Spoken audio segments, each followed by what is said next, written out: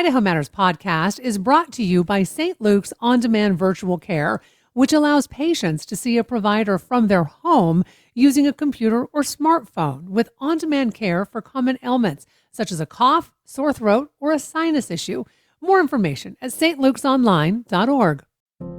Public media is under immediate threat. I'm General Manager Tom Michael from Boise State Public Radio. In the coming days, the U.S. Senate is expected to vote on a rescission request from the White House, which wants to claw back funds that were already approved by Congress. This station is one of hundreds across the country that would lose out. You can let your U.S. Senator know directly that you value funding for public radio. Or visit protectmypublicmedia.org.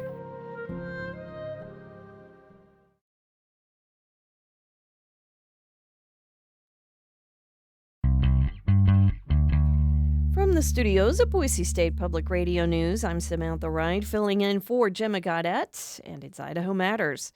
It's Friday, time for our Reporter Roundtable. That's when we get you up to date on all the news that made headlines this past week. And today, our panel includes Sydney Kidd, reporter with BoiseDev.com, Clark Corbin with the Idaho Capital Sun, Caitlin Hart with EastIdahoNews.com, and Alex Breezy with the Idaho Statesman. I want to say happy Friday to everybody. How you doing today? Happy Friday, Sam. We made it. Happy Friday. Happy Friday. Yeah, we made it. All right. Woo, woo, woo. Okay. I want to jump into this, and I'm calling this segment the crime segment because apparently there's a lot of crime this week. Alex, let's start with you. You've been covering the Brian Kohberger case, including the hearing where he admitted to killing 4 University of Idaho students. We haven't talked to you since the hearing, so get us up to date about the hearing and what happened last week. Yeah, of course. It's been quite a week of Brian Kohberger news. So last week, Brian Kohberger officially pled guilty to killing the 4 University of Idaho students, Kaylee, Madison, Ethan, and Xana. He admitted in court that he stabbed and killed all 4 of them. Okay. And this was a long hearing. It was a contentious hearing.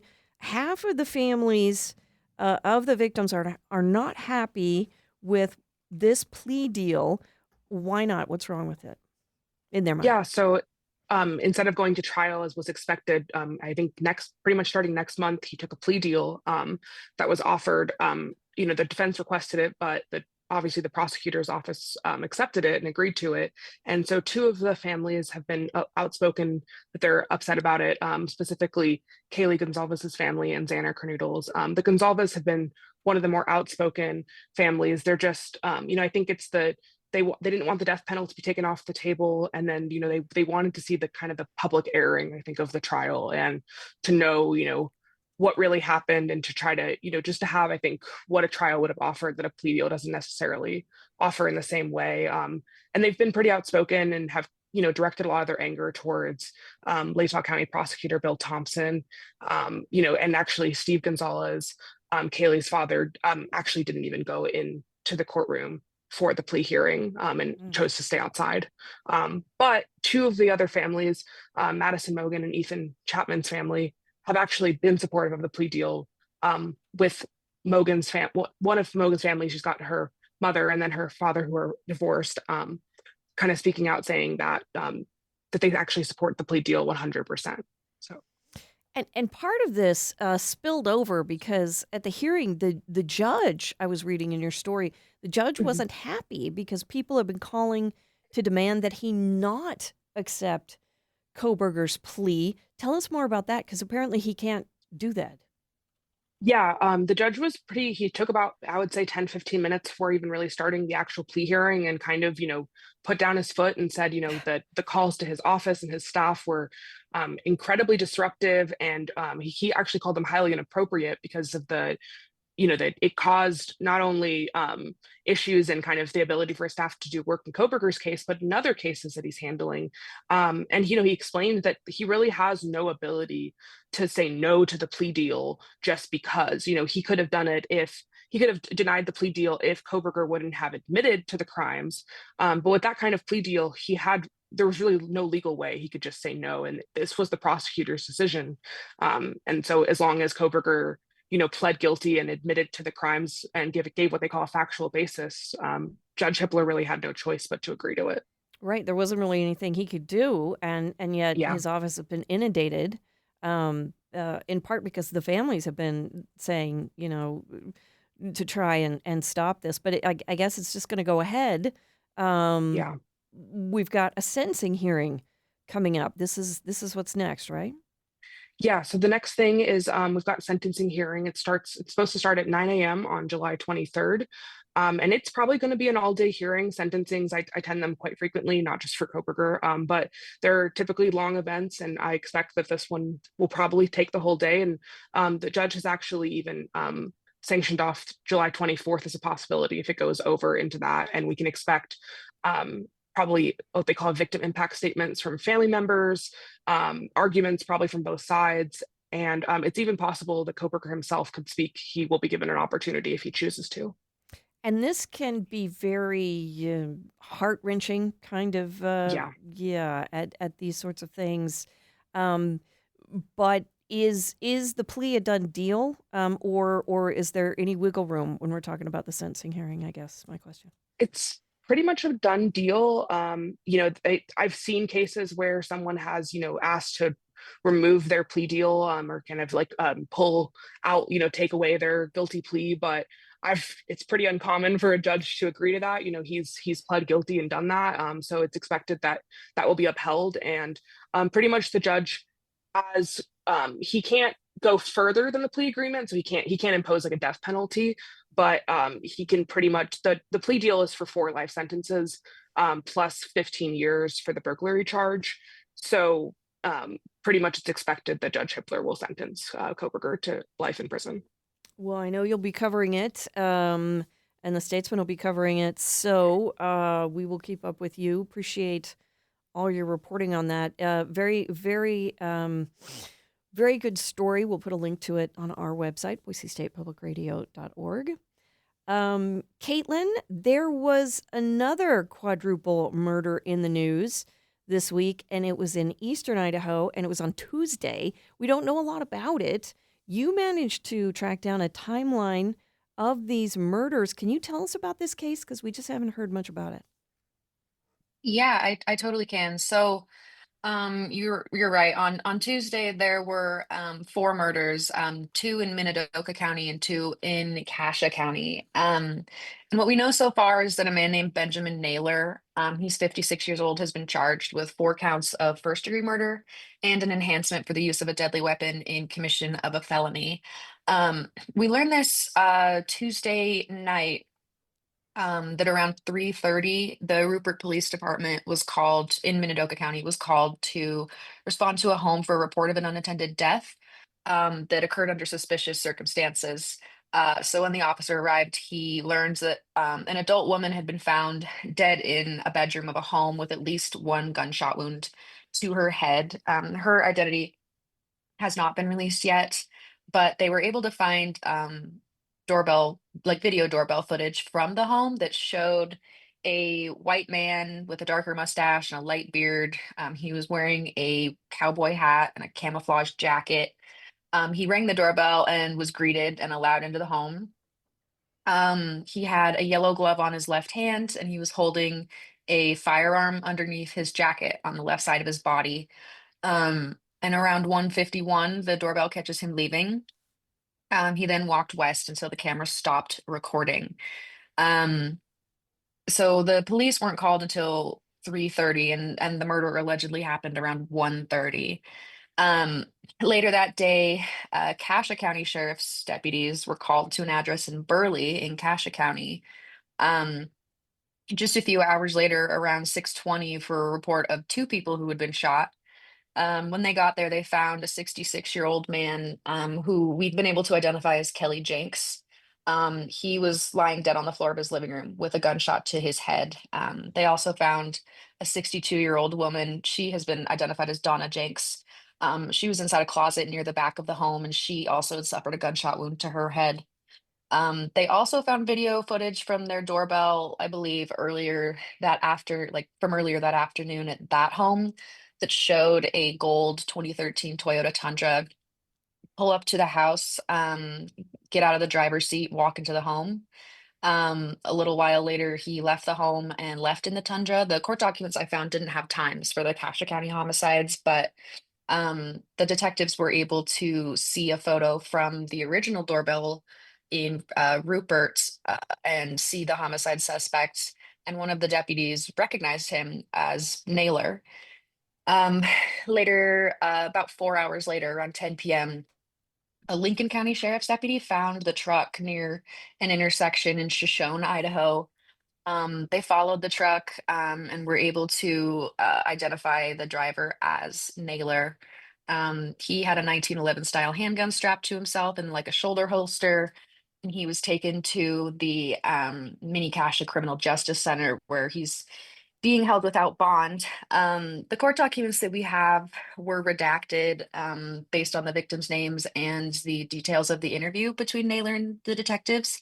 But we do know that at some point during the interview, there were concerns that there might be a fourth victim. So deputies were asked to check an area near Connor's Cafe in Hayburn, which is also in Cassia County. They did find a 2010 Ford Expedition parked behind that building with a deceased man inside. We do know that he was shot. We don't know where or anything else. We don't know his age or his identity. But that they did find a fourth victim. Uh, and for right now, he is being held in Cassia County or sorry, his preliminary hearing will be held in Cassia County on July 18th and another one in Minidoka County on July 23rd. They've set up a GoFundMe for the Burley homicide victims that we have linked to in our story.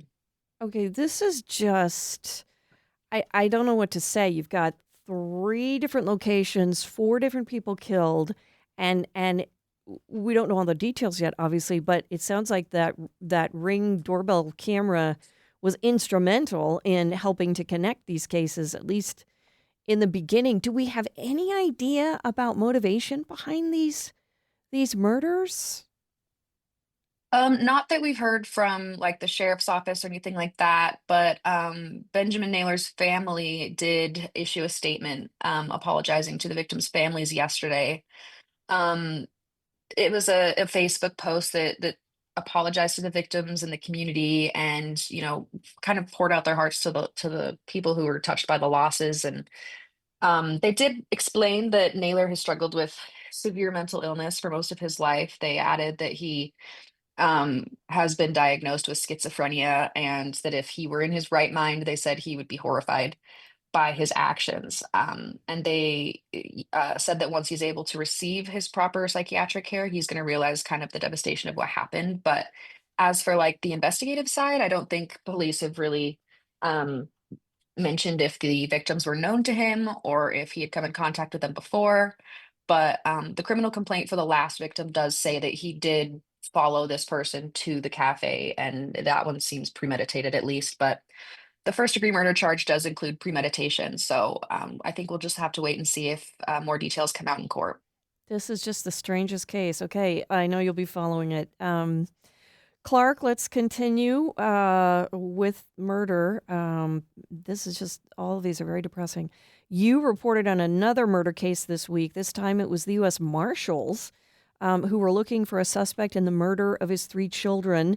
They thought he might be in the Sawtooth National Forest. Just tell us briefly what happened. Yeah, for sure, Sam. That's exactly right. The U.S. Marshal's Office and local authorities had gotten some tips right after July 4th, reporting a sighting that could have been consistent with suspect Travis Decker, who, as you mentioned, is wanted and suspected in the disappearance and death of his 3 daughters. I think their ages were 5, 8, and 9. That happened in Washington State. But authorities in the marshal's office got tips on Sunday or on July 5th that someone consistent with Decker's description may have been sighted in the Sawtooth National Forest. And so what I reported on was, following that tip on Sunday and again on Monday, the U.S. Marshal's Office asked for the public's assistance in Idaho for anybody who had been in sort of this Bear Creek area of the Sawtooth National Forest to see if they had any information. But it turns out after just a couple of days of searching, they called everything off. when they realized it wasn't the right person that they were looking for. I believe on Wednesday, the marshal's office or law enforcement made contact with the individual from the tip, and it didn't have anything to do with the case out of Central Washington. So authorities had been combing the Sawtooth National Forest in central Idaho right after July 4th. Based on some tips and trying to find the suspect, but it turned out to be someone else entirely, and they have disbanded and discontinued the search in Idaho and the Sawtooth National Forest, Sam. But I believe the overall search and investigation and manhunt for the suspect continues. Yeah, it sounds like it was a case of mistaken identity. Yeah, I think that's exactly right. Wow. Okay. Sydney, the new interfaith sanctuary on State Street in Boise got a unanimous green light from Boise's Planning and Zoning Commission on Monday. It's been a long, twisted road to get here. And before we get to Monday, give us just a brief history of this project. Yeah, absolutely. So this is a project that has been sort of in a years-long process. If you don't know, Interfaith Sanctuary currently runs a shelter off of River Street.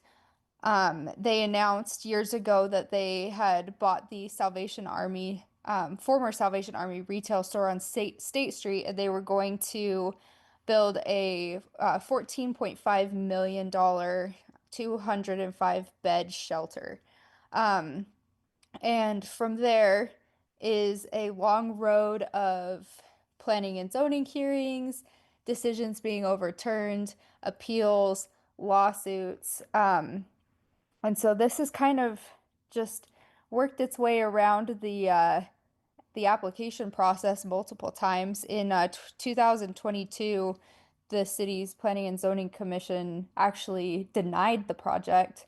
Interfaith appealed, and this Boise's City Council, they decided to overturn that decision and approve the application. The Veterans Park Neighborhood Association then sued for that, and it went to the Idaho Supreme Court. So it's just been a long road. It has, and that's you. I think you boiled it down very well, because there's been a lot. And then you mentioned the Idaho Supreme Court ruling, which went against the project and the city council's decision. So after the ruling, Interfaith came back to the table. They've got a new plan. How was it different from the old plan? What changed? Absolutely. So there's two things that kind of changed here. The first one is that after the Idaho Supreme Court said that Boise had violated its own city code in overturning the planning and zoning decision, they revamped their appeal process and gave the city council more authority on those decisions. The second thing that happened was that Interfaith came forward with a new application, and this application had an operations plan and a safety plan that the previous application did not have, which was one of the main points of concern from the Planning and Zoning Commission the last time it came about. And then what happened on Monday? It was a long hearing, and well, not all of it was, I don't know, friendly. Yeah. Monday's hearing was very long. It was about 8.5 hours. Ugh.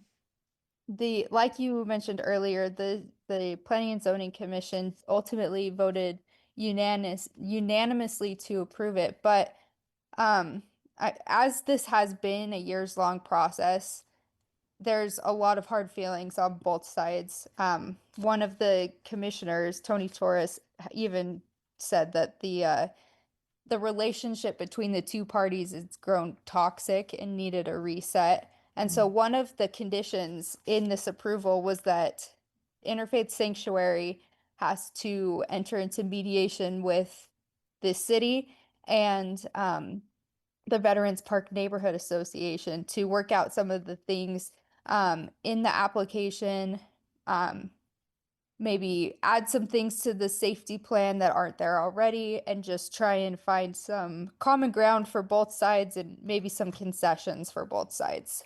So what happens now? Mediation, as you said, can the neighborhood association appeal the Planning and Zoning Commission decision? Yep. So they had 10 days as of Monday to appeal. I think it is an important detail to remember that the last time that a decision was appealed in this case, the city council actually ruled in favor of interfaith sanctuary. So um, it'll be interesting to see, if there's an appeal or where things go from there. But yeah, there's a lot of details here. It's hard to kind of condense into a couple minutes, but there's definitely, if you're interested in more, got plenty of it in the article on our website. Absolutely. We'll link back to it at BoiseStatePublicRadio.com. And I got to tell you, there is a lot in that story, not just the background, but what happened at the hearing and some of the stuff that's going on. So, Sydney, thanks for keeping up on it, and we'll see what happens when the 10 days are up. Clark, a proposal to sell off public lands died in Congress. What does that mean for Idaho, and how did our lawmakers take it? Yeah, for sure, Sam. This had really become one of the bigger stories in Idaho and the West this summer. But what it means right now with the death of the public land sell-off proposal is right now it means those lands won't be for sale in Idaho, and a lot of our state legislators are celebrating. But just to kind of provide a little bit of context, what we're talking about is sort of this at the federal level, at the Congress level, this budget reconciliation process to develop this massive bill in Congress that people are calling the Big Beautiful Bill. And a couple of different earlier versions of that bill, Sam, had proposals that would have made millions of acres of public land in the West, including in Idaho, available for sale. This would have been like BLM land, Forest Service land, and public land is a big deal in Idaho, as you know, and as the people listening to the program know. About 60% of the land in Idaho is actually public land, and all kinds of different people enjoy it for all kinds of different reasons, whether you're into camping or fishing or hunting or bird watching or snowmobiling or whatever. There's tons of different reasons why people enjoy public land in Idaho. And U.S. Senator Mike Lee, a Republican out of Utah, had led the effort to make these public lands eligible for sale. And when I looked at the map, Sam, we're talking about public land in the Boise National Forest, just outside of the Treasure Valley here. We're talking about parts of the Sawtooth National Forest, parts of the Lost River Range in eastern Idaho, where some of the state's highest 12,000-foot peaks are. That's the kind of land that we're talking about that could have been included. But it was removed. It was extremely unpopular with the public, and there was some Republican opposition that we can talk about in just a second, but it was ultimately removed and is not happening. And so for right now, that means those lands stay public and stay accessible in Idaho. And a bunch of state legislators from both parties celebrated that. The Republicans celebrated that by thanking U.S. Senators Mike Crapo and Jim Risch and U.S. Congressman Mike Simpson, all of Idaho, who opposed the public land sell-off and said, thanks to your efforts, these lands are staying accessible to the public. But the Democrats in Idaho, Sam, took a little bit different approach.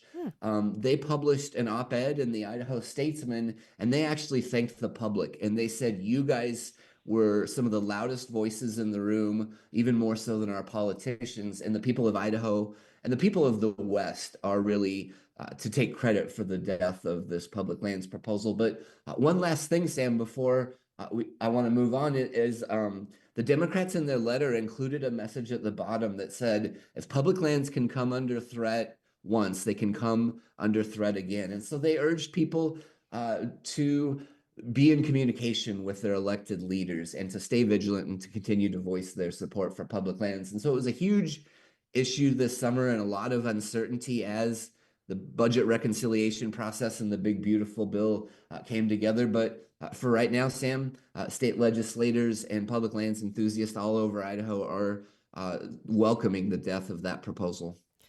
Well, yeah, and I think this really sort of highlights that dichotomy. And if you've grown up in the West, you're just used to having a lot of public land and being able to access it. And sometimes other parts of the country, sometimes they look at all this public land over here and think, oh, look, that could be fun to develop. And like you said, a lot of people oppose that, especially in the West.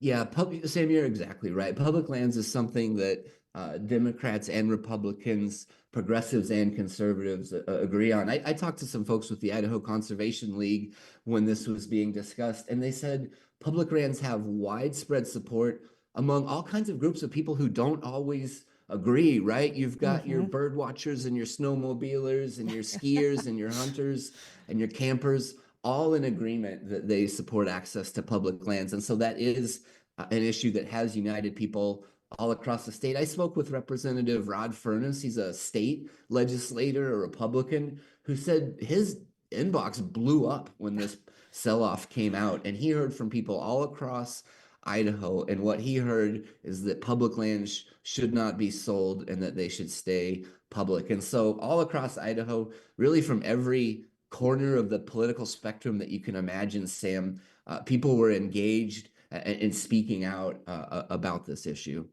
All right. Thanks, Clark. Caitlin, yesterday marked a very sad anniversary. It's been 10 years since baby Dior Coons Jr. disappeared from a campsite near Lador in eastern Idaho.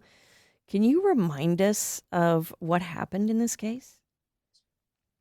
Yeah, so unfortunately, we are marking the 10-year anniversary since the Orcoons went missing. Um, Essentially, to this day, everybody is still wondering where he is and what happened to him. But in 2015, on July 9th, Dior's parents, Jessica Mitchell and Vernal Dior Coons, left Idaho Falls on the afternoon of July 9th for a camping trip in Lemhi County in Ledor. Dior's great grandfather, Robert Walton, and his friend, Isaac Reinwand, went with them, but drove in a separate vehicle and met them at Timber Creek Campground, which is about 125 miles northwest of Idaho Falls near Ledor. Um, it was nighttime by the time everybody arrived at the campground. The grandfather's friend slept in a tent. The grandfather slept in his camper, and Dior slept with his parents in the back of the grandfather's blue Chevy Blazer. The next morning, um, the grandfather's friend recalled seeing Dior as everybody was eating breakfast. He said the Dior was wearing some large cowboy boots and kind of, walking around the campsite in his big cowboy boots. Um, and around noon, Dior's parents said that they took Dior to a gas station in Ledor, about 30 minutes from the campground. They returned to the campsite, and then the parents went off to explore.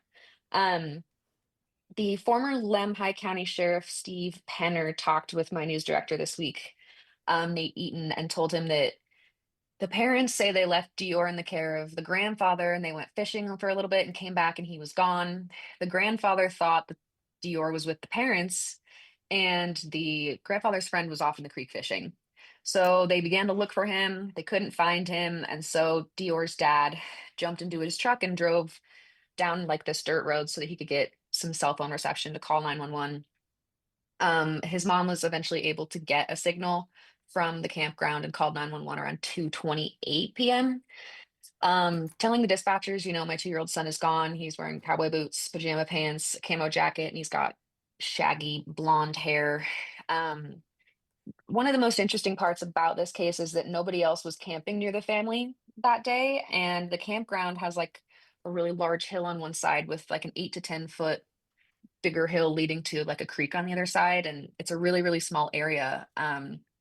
My news director Nate did an interview with Dior's dad 10 years ago when Dior first went missing, and he told him, like it's such a small area and people kind of don't really get how they could lose the kid, but the area is so blocked in that there's no way you really can't not see him. So over the next 48 hours, search and rescue teams have scoured the entire area, ATVs, horses and helicopters and canine dogs, and they put divers in there in the creek even though it's really really shallow, but they removed all the logs and the brick, or not the bricks, the rocks and everything. And um, John Bennett, who's the Lemhi County Sheriff now, was one of the divers, and he recalls 200 people showing up that third day to help look for Dior, but unfortunately, he still hasn't been found. There's a lot of different theories out there as to what happened to him, whether he was kidnapped. Nobody really knows. Some people have put theories out there about maybe it was the parents doing, but we still really don't know. At this point, so many private investigators have been hired for this case, and nothing has really come up. So we're kind of still at square one. Yeah, it's been 10 years since he disappeared. I actually remember when this happened, and it was as you said, there was an outpouring of people trying to help, trying to find clues, and it just they just never figured it out. Dior's grandmother, I saw, released a very poignant statement on the anniversary. You published it in your East Idaho News article. What did she say? Yeah, so Trina Clegg is Dior's mom's mother. And she told us that, her family still visits the campground because she said it gives her kind of a sense of peace that maybe she'll get to see Dior again one day. She wrote a pretty long letter about, her feelings towards it. She said she remembers her daughter calling her and panicking because they couldn't find her baby. And she said, they've had such a good experience with the Lemhi County Sheriff's Office helping them over the years. She did mention that the last year has been really, really hard because Sheriff Penner retired. And so they don't know the new detectives and the new sheriffs very well, and they're trying to get them involved in continuing the case. But mentions, that unfortunately we're kind of still at square one. She did reach out at the very end and said, if baby Dior hears this, please know, sweet, handsome Dior, you have a very devoted family that loves and cares for you every day and hope one day you will come home. But as for right now, we don't really have much to go off of still. Wow. A very tragic mystery, tragic anniversary. Caitlin, thanks for your reporting on that. Clark, I want to shift gears just a little bit. Some new laws went into effect in Idaho at the start of July. I guess the first question is why at the start of July? Why not January 1st? Why do the laws start in July? Yeah, good question, Sam. And pardon me, it's actually because Idaho runs on a fiscal year calendar. You can think of a fiscal year as sort of a fancy term for the budget year. But anyways, Idaho runs on a fiscal year calendar that starts on July 1st every year. And so that's the reason that a whole bunch of new laws took effect last week. And it used to be kind of July 1st was the status quo when all the new laws would take effect. But over the last 5 years, the legislature has been changing things up and making it so that some laws take effect just as soon as they're signed. But anyways, I did an article for the Idaho Capital Sun where I highlighted some of the new laws that took effect are taking effect this month in Idaho, and we can kind of go through them. But I sort of picked 5, Sam, that I thought might be interesting or that had at least gotten a lot of attention during the legislative session. And a couple of these new laws are mandatory minimum laws. One of them is House Bill 7, which creates a new mandatory minimum fine of $300 for adults who are convicted of simple possession of marijuana.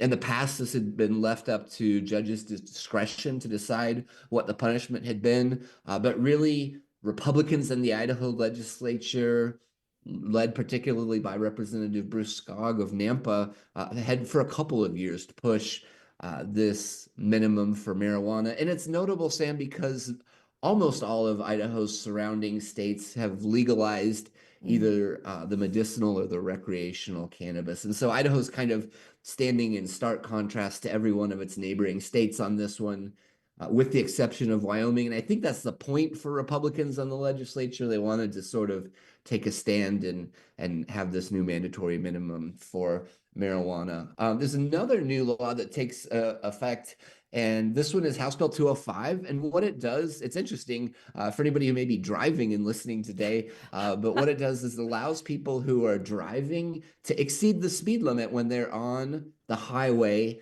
and passing in a passing lane on the left. I want to be very clear that it doesn't apply. This is really to weird, people. Clark. This one's weird. Yeah, it doesn't apply to people who are passing on the right in the highway, but if you're using a passing lane and going around on the left on the highway with a speed limit of at least 55 miles an hour, you can exceed the speed limit just to make the pass. Idaho actually had this in place, Sam, for a few years on 2-lane roads. So if you were going into oncoming traffic, I guess the idea is you could speed up Go to go faster so around you the don't get hit. person. Yeah, yeah. Yeah, but this now applies to the passing lane on the highway. So we'll see how that plays out. There's also another mandatory minimum for people who are found guilty of driving under the influence along with vehicular manslaughter. In those cases, there is a mandatory minimum prison sentence of 5 years if someone has previously been found guilty of driving under the influence.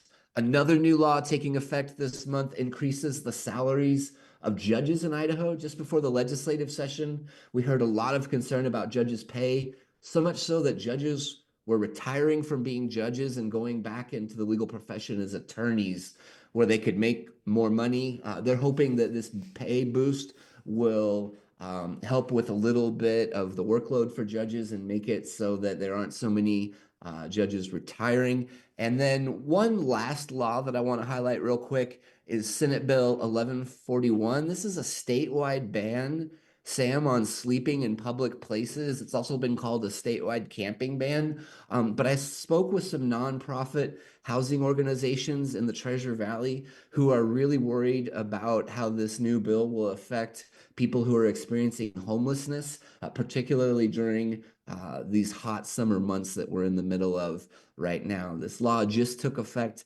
last week, and so still trying to determine how it's being enforced and what exactly the impact is going to be. But it's a statewide ban on sleeping in public places in cities. And when I spoke with housing organizations, including Catch out of Boise, they said there was some ambiguity in how the law will be enforced, and they are concerned that it will disproportionately affect people who are experiencing homelessness and have no other place to go. And so I know that that's one that we'll try to keep an eye on about how it's being enforced and how it's being applied and what the impact is on the community there, Sam. Definitely that one's controversial. And we've been hearing a little bit about it. You also had a law that hasn't gone into effect yet, I think, if I remember right, that's going to probably go into effect next year. And we've got 2 minutes. Tell me about it. We're talking about capital punishment and execution. Is that the one there, Sam? Yep, that's it. Yeah. So it's House Bill 37, and it actually takes effect next year in 2026. We've got a year to go. But after a lot of discussion in Idaho about the death penalty and our policy around the death penalty, the legislature passed a law that's going to make it so that the firing squad is the primary method of execution in Idaho. It had been lethal injection. I know that I've been on the show and other reporters have talked about an unsuccessful lethal injection from a couple of years ago that the Idaho Department of Correction was unable to carry out. So there's been a lot of debate and discussion about the death penalty, capital punishment in Idaho, and you're exactly right. A year from now, July 2026, House Bill 37 will make it, Sam, so that the firing squad is the primary method of execution in Idaho, not lethal injection, which had been the status quo since the death penalty was reinstated, Sam. Okay, wow. And if you want to find out more about the laws, check out Clark's story. He's got more details in there. I got to say, I don't think you needed a law about the passing. When I'm on the highway, people speed up to pass the speed limit all the time. I guess now it's legal. I can just picture listeners like yelling at their radio today listening to this segment, but yes. Yeah. No, that happens already. Okay, Clark, thank you very much. Sydney, Idaho's first Buc-ee's may be coming to Meridian. I have to admit, I am woefully ignorant of the Buc-ee's phenomenon until I read your story, which was great, by the way. This is not your average convenience store. Give us a little background on Buc-ee's, especially for those of us like me who've never been to one. Yeah, absolutely.